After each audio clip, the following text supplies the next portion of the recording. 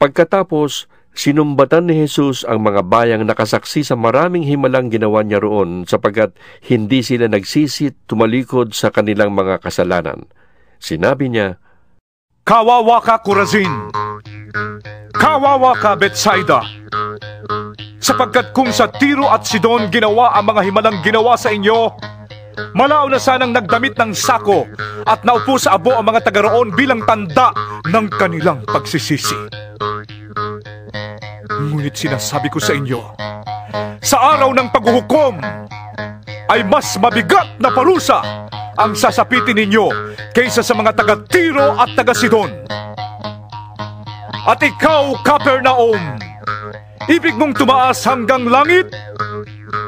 Babagsak ka sa Hades! Sapagkat kung sa Sodoma ginawa ang mga himalang ginawa rito sa inyo, sana'y nananatili pa ang bayang iyon magpahanggang ngayon. Ngunit sinasabi ko sa inyo, sa araw ng paghuhukom ay mas mabigat na parusa ang daranasin ninyo kaysa sa mga taga Sodoma.